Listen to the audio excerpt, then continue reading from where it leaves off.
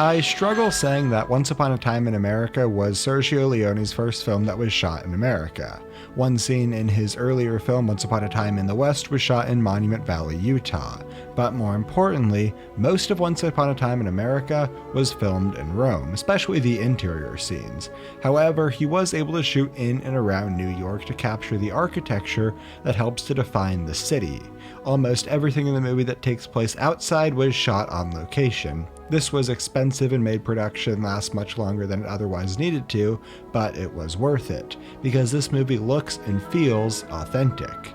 But it doesn't just stop there. Leone isn't just using the architecture and geography to show off the city. Instead, he uses it to help elevate its story and provide key thematic content and tell us a lot about the location and the characters. Take, for example, this scene that takes place around 25 minutes into the movie. It opens up on a pretty standard shot of the New York Manhattan skyline. I think it would be safe to say that this skyline in part represents wealth, success, industry, and innovation. It's also worth mentioning that Leone grew up in Rome, with an international perspective on the United States where New York is seen as the embodiment of America, perhaps the best that it has to offer. However, that isn't where this shot ends. It continues as we follow this car and we get a different perspective. At this point, we're on the other side of the river and presented with a very different world. As the camera focuses on the car, it also highlights everything surrounding it. The abandoned industrial buildings, the unfinished road, the unpaved sidewalk, the garbage, and the barbed wire. This is a very different perspective. It's one of failure, something that used to be, and it helps to illustrate one of the film's main messages, which is contrast, especially the contrast between Noodles throughout the different stages of his life. And if we look to the scenes right before this shot, it's obvious why this scene is here. We first see a younger Noodles getting ready to flee New York, chased by gangsters on his way to hide out in Buffalo. In the next scene, we see Noodles return to New York 35 years later. This shot in many ways is the embodiment of Noodles, someone who has a glamorous past that is represented by the New York Manhattan skyline, who is now forced to live in his less than ideal situation, which is the embodiment of the New Jersey side of the shot. Throughout the entire film, Leone highlights another major theme, which is the loss of innocence in children. There's always an emphasis on children who are forced to be a part of this treacherous world, and Leone loves to show children with something enormous in scale as their backdrop. Whether it's this building, a bridge, or anything for that matter, the epic backgrounds make the children look weak and hopeless in comparison, yet he loves to show them with their innocence. At the end of the day, these are still children who are forced to be part of a horrible situation, yet they make the most of it.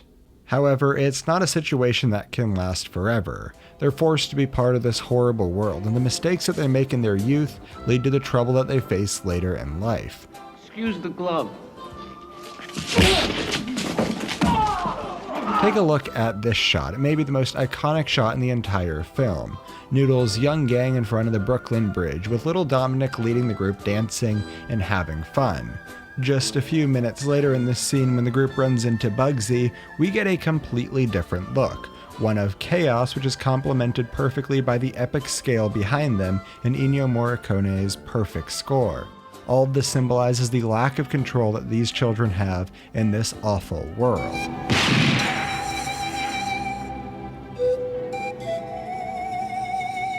Later in the scene, when Noodles kills Bugsy, we get the same epic backdrop, highlighting the momentous consequences that this will inevitably have.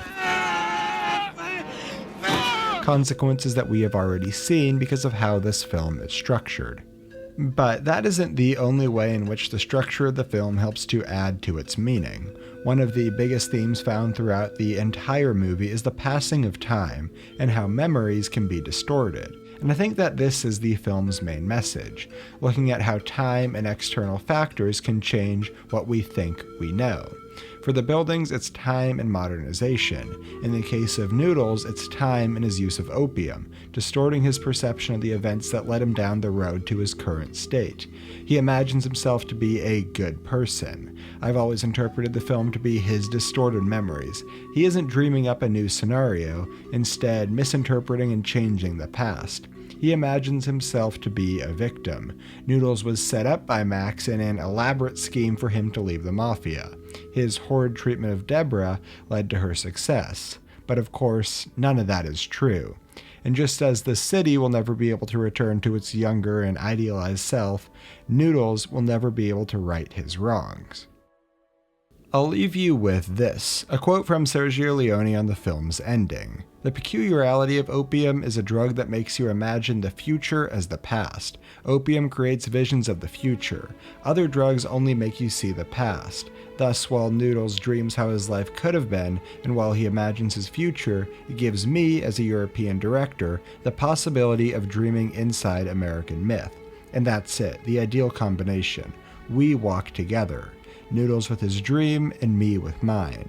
These are two poems that fuse together, because as far as the matters which concern me, Noodles never leaves 1930. He dreams everything. All the film is the opium dream of Noodles, through which I dream of the phantom of cinema and American myths." Leone's outsider perspective of America led to one of the most honest representations of the seedy world of American crime.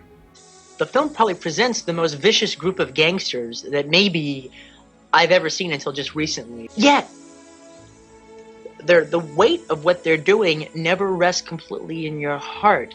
Hey everyone, I hope you enjoyed. If you haven't seen it yet, by all means check out Once Upon a Time in America. It really is great. It's long and definitely a little bit daunting at 10 minutes shy of 4 hours, but if you split it into two halves, there's a really good natural division point, and it works well over 2 nights.